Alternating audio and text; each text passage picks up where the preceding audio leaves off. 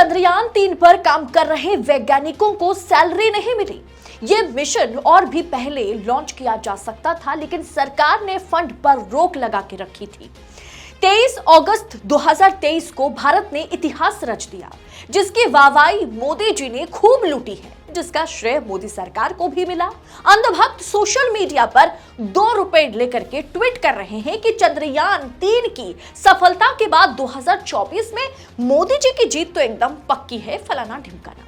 लेकिन जो खबर मैं आपको बताने जा रही हूं ना, सुनकर आपकी आंखें नम हो जाएंगी। दिल में सरकार के खिलाफ इतना गुस्सा आएगा, दिल जो है गुस्से में भर जाएगा। तो वीडियो को दोस्तों अंत तक जरूर देखिएगा। नमस्कार, स्वागत है आप सभी का देश नीति पर। देश नीति, केवल सच्ची और पक्की खबरें। जिन वैज्ञानिकों ने आज चांद में भारत का परचम लहराया, उन वैज्ञानिकों को पिछले 17 महीने से वेतन नहीं मिला है। सिर्फ परिश्रम ही नहीं, परिश्रम की कीमत को दरकिनार करके आज वैज्ञानिकों ने अपना चंद्रयान मिशन को सफल बनाया। और श्रेय कौन लेकर गया? मोदी जी। चंद्रयान की सफलतापूर्वक लैंडिंग के समय चंद्रयान के साथ साथ मोदी जी की भी तस्वीर लाइव स्ट्रीम हो रही थी। मतलब बड़ा सीधा सिंपल लॉजिक है कि 2024 चुनाव का प्रचार एक तरह से हो रहा था। लेकिन मैं राजनीतिक विश्लेषण नहीं करूंगी।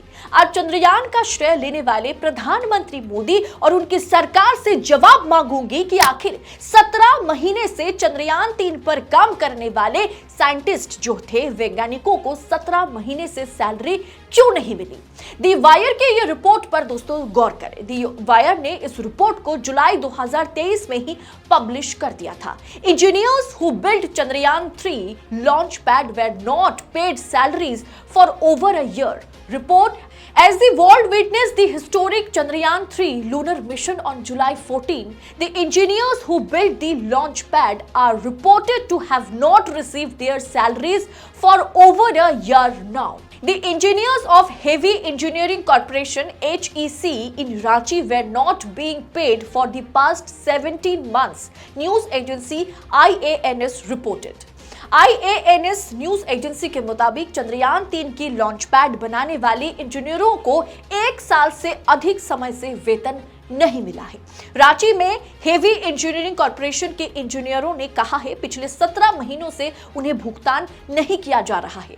फ्रंटलाइन मीडिया आउटलेट ने मई में रिपोर्ट दी थी कि करीब 2700 इसरो के कर्मचारियों और 450 यानी 450 अधिकारियों को पिछले 14 महीनों से वेतन नहीं मिला है। नवंबर 2022 में IANS ने खबर दी थी कि कंपनी के अधिकारियों को पूरे साल और कर्मचारियों को 8-9 महीने से वेतन नहीं मिला है।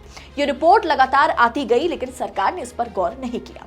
दी वायर के रिपोर्ट के मुताबिक Indian Space Research Organisation, ministry of defence, railways, Coal India, steel sector से 1500 करोड़ रुपए के ऑर्डर होने के बावजूद भी 80% काम पैसों की कमी के कारण, फंडिंग में जो कमी है उसके कारण आगे नहीं हो पाया। मतलब चंद्रयान 3 हम और भी पहले लॉन्च कर सकते थे।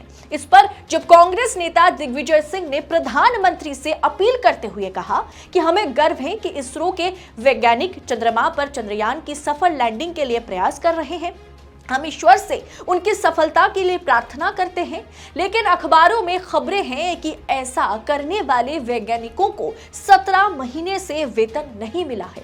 प्रधानमंत्री को इस पर भी ध्यान देना चाहिए। तो BJP IT cell head Amit Malviya ने ट्वीट करते हुए जवाब दिया कि घृणित दिग्विजय सिंह ने उस दिन फेक न्यूज फैलाई है जब इसरो भारत को गौरवान्वित करने के लिए पूरी तरह तैयार है। कांग्रेस प्रधानमंत्री मोदी से नफरत करती है, लेकिन वो मजबूत होते भारत से और भी ज्यादा नफरत करती है।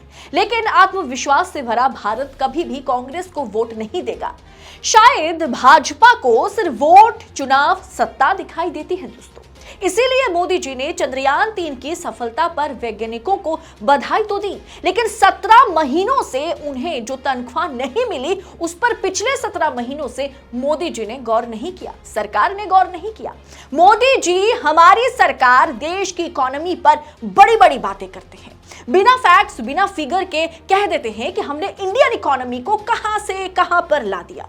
लेकिन आज सरकार के पास इसरो जैसी सरकारी संस्था को प्रॉपर तरीके से चलाने के लिए फंड नहीं है, पैसे नहीं है, वैज्ञानिकों को वेतन देने का भी पैसा नहीं है, ऐसे मिशन को लॉन्च करने के लिए फंडिंग की कमी है। लेकिन वैज्ञानिकों के परिश्रम के जरिए, इसरो की सफलता के जरिए चुनावी भाषण को मोदी जी और खूबसूरत, एकदम शानदार बनाएंगे। इसका श्रेय मोदी जी खुद लेंगे। 2024 की टैगलाइन बन जाएगी कि हमारी सरकार के कार्यकाल में पहली बार चांद के साउथ पोल पर चंद्रयान की लैंडिंग हुई। गरीब जनता सच्चाई के बस एक ही पहलू को देखेगी, दूसरा पहलू किसी को दिखाई नहीं देगा या दिखाया ही नहीं जाएगा।